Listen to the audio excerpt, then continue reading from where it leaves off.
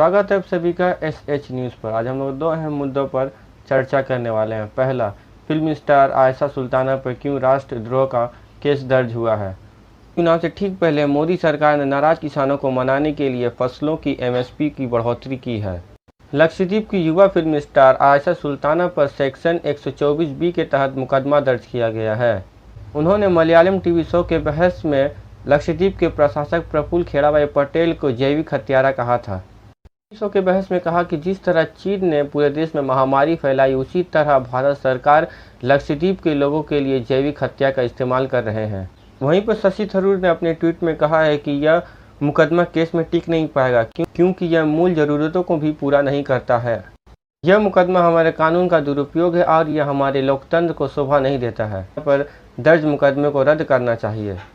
वहीं पर supreme court के जस्टिस DY चंद्रचूड़ की अध्यक्षता में सुप्रीम कोर्ट के बेंच ने कहा है कि भारतीय दंड संहिता की धारा 124 से 153A और 505 के तहत के दायरों की व्याख्या होनी चाहिए।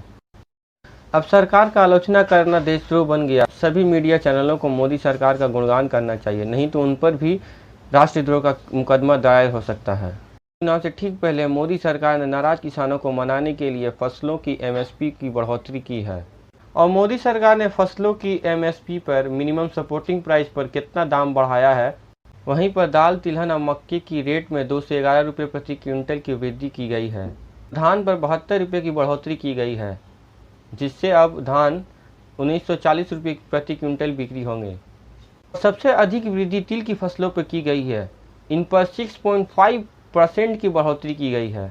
भारत में भी खरीफ की फसल का सत्र चल रहा है। इसमें धान और कपास की खेती की जाती है। अगर इसमें बढ़ोतरी देखें तो 3.80 से 3.85 की वृद्धि की गई है, जो 0.5% की वृद्धि है, जो सिर्फ नाम के लिए ही। अगर मोदी सरकार को किसानों की परवाह होती तो 0.5 की बढ़ोतरी क्यों, 5% की भी बढ़ोतरी कर सकते थे। वहीं पर प्रधानमंत्री नरेंद्र मोदी ने ट्वीट करके यह कहा है कि इससे किसानों की आमदनी बढ़ेगी और उनका जीवन सुधरेगा। इसी कानून की वजह से किसान BJP सरकार से काफ़ी नाराज़ है और इसका विरोध लगभग 6 महीनों से कर रहे हैं। सरकार और संगठनों में कई दौर की बातचीत हुई, लेकिन इसका कोई परिणाम नहीं निकला, जिसके कारण उन्हें बंगाल में करारी हार का सामना करना पड़ा। विरोध सबसे ज़्यादा पंजाब में हो रहा है, जिसके कारण BJP सरकार को पंजाब के नगर निगम चुनाव में उन्हें करारी हार का सामना करना पड़ा है।